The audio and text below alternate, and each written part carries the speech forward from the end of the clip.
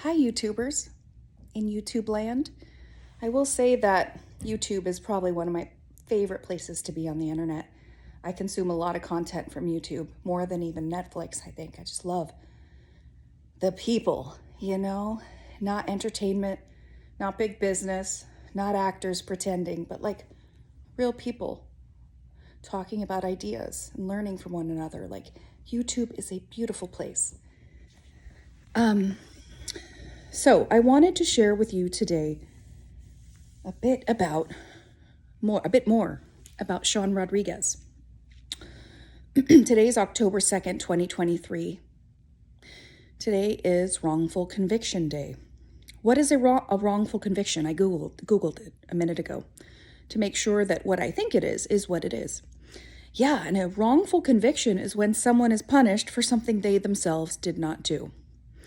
What do you know? Back in 2003, when Sean went to trial, the system was rigged and designed for wrongful convictions, because what the laws allowed for back then through the natural and probable consequences doctrine was that you could be sent to prison, maybe for life, maybe you'll never get out, for a crime you didn't do, if you were there and you didn't stop it and you were perceived in some possible way as, even if for just a moment, supporting that person's effort. If you didn't stop it, and you might be perceived as having helped, it could be because you're afraid that person might kill you if you don't do what they say. But like, the system is too dumb to allow for that nuance. And basically, Sean was sent to prison because of the natural and probable consequences doctrine, which said, basically, you're just as responsible as the person who did it. Another person might have killed a person. You might have had nothing to do with it, really. But if you were there and you didn't stop it and you were perceived to have helped that person in any way, well, then you're guilty of murder, a murder you did not do. You see how the system was stupidly designed and inhumanely designed for wrongful convictions. And now the state of California, anyway, has said, we don't want to keep sending people to prison for murders, attempted murders, or manslaughter that they didn't do. So they passed Senate Bill 1437 and Senate Bill 775. And together, those two bills essentially say that, hey, we're not going to do that. Unless you were the real killer, we're just going to start resentencing you and hold you responsible for what you yourself did and not like co-defendant. But here's the thing. Those bills that passed did not use the verbiage conspiracy to commit murder. It was lacking. It was probably an administrative error, an oversight. Because if people who were convicted as an aider and abetter to real murder, real attempted murder, or real manslaughter, if they can be resentenced and have their sentences reduced, it makes no logical sense that someone guilty of the lesser crime of just conspiracy to commit murder, you just talked about it and like maybe did some minor thing to move it forward, but you didn't actually do any attempted murder or murder. Those people cannot be resentenced because the bill did not include verbiage for conspiracy to commit murder.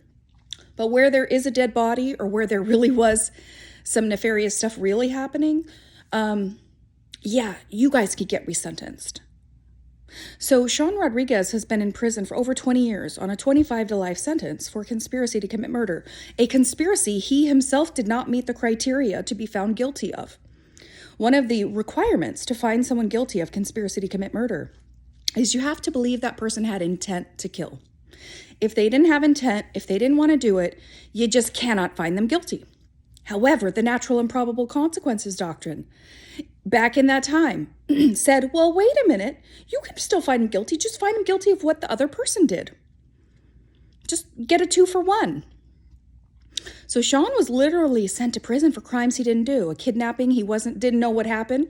A kidnapping he wasn't even physically there for. And a conspiracy to commit murder that he didn't want to be a part of. But he was there and he was afraid for his own life. And he wanted to stick around and save Anna Rugg from murdering Nick. And he prevented her repeatedly from actually killing him. And then Nick, who's schizophrenic and a child molester and a meth user, got on the stand and lied about it and said what a bad guy Sean was. And then later on, he wrote repeated letters going, I'm sorry, I lied. I'm a Christian now. Like, Nick really did want to see Sean out of prison. Even the only victim has advocated for Sean's relief. And so many of the jurors have it as well. I mean, one of the jurors was like, nobody was hurt. Where is the justice? Another one said Sean should have received at most 1 year of confinement. Another one said the district attorney had a go-for-the-throat attitude that was not appropriate in this case. Jurors all consistently, 100% of them, said in their post-trial comments that Sean had no intent to kill Hammond. But they still voted him guilty for something he didn't do anyway, because of the natural probable consequences doctrine, which said send Sean to prison for something Anna did. And now, the past few years, the natural and probable consequences doctrine is no longer used for murder-related crimes. But Placer County courts say, hey, buddy, the bill didn't say conspiracy to commit murder, so let's still send people to prison for life for conspiracy that it didn't do. Go rot in prison, honey. Like, those good old boys don't wanna see a man set free who deserved to be free probably about 17, 18 years ago.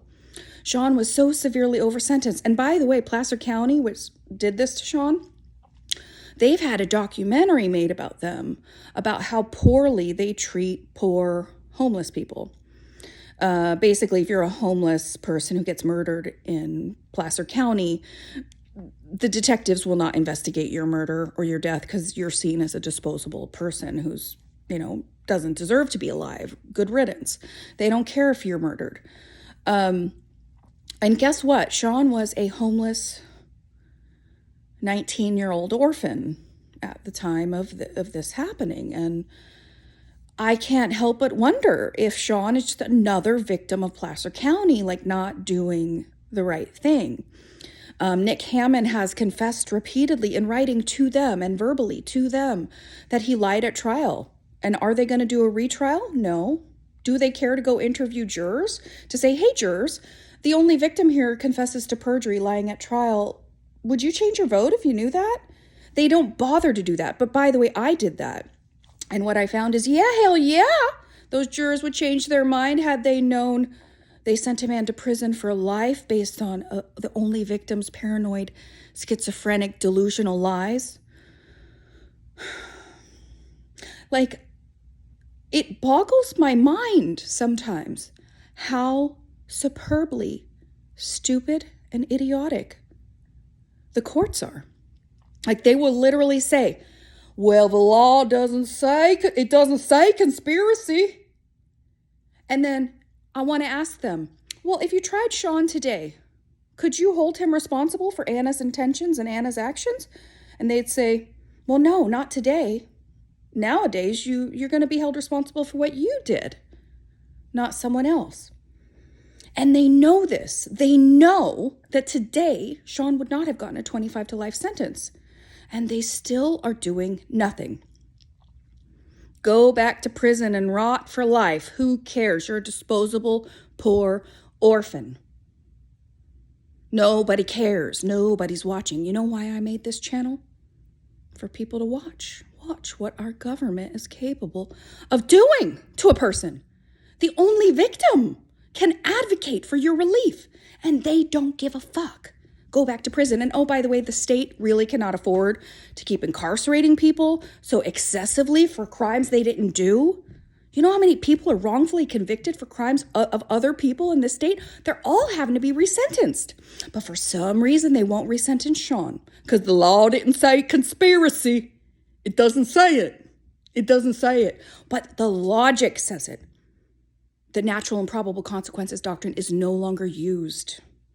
If Sean went to trial today, there's no way he would have been sent to prison for life for a kidnapping he didn't know would take place, did not participate in, and a conspiracy to commit murder he really did not meet the criteria to be sent to prison for. He had no intent to kill. Bada bing, bada boom. That settles that. Not guilty. So I hope whoever is watching this, which doesn't appear to be very many people, that you really get in your bones that no one is safe. This could happen to you or someone you know or care about. The courts can be corrupt and unjust, like that's their mission.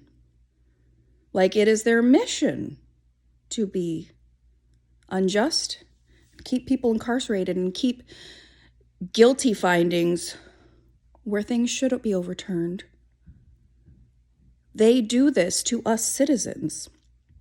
And even when their own laws tell them to fix things, they don't.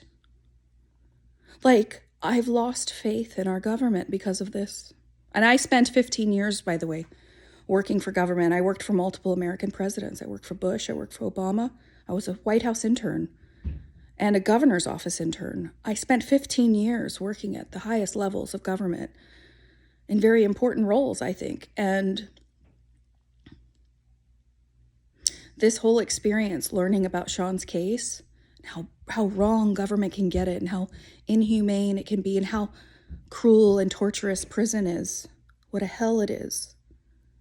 After learning all of this, it's just, honestly, I feel like crying. Like, our government is really fucked up, real bad. And I'm afraid for the future if they won't even enforce logic and their own rules for innocent people who are wrongfully convicted. Like, they're not fixing the wrongful conviction problem in Sean's case. He was guilty of robbery and car theft. It was Anna's $80 robbery, but he did participate, and he participated in auto theft. And he did not participate in kidnapping. He did not participate in a conspiracy to commit murder. He could have done more. He could have done better. He could have called the cops sooner. Like, he could have called the cops. He could have, just left and not come back. Or he could have just, I don't know, not associated with Psycho Anna. Like, maybe that would have been a better decision, because she was clearly aggressive and hostile and unstable. Like, he was a 19-year-old homeless orphan just trying to survive. He had been through such a trauma his whole life leading up to this. Yeah, he was a mess, and he knows it. He knows he was a mess back then, and he's done so much work to change himself over these 20 years in prison.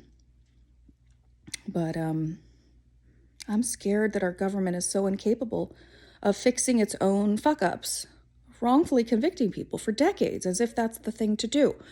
And now that they've changed their rules, they still don't release people who were clearly wrongfully convicted based on the natural and probable consequences doctrine, which said you can hold Sean responsible for Anna's intent and Anna's actions that he didn't support, really, and he really didn't know about, and he really didn't have anything to do with. He agreed to be there for robbery.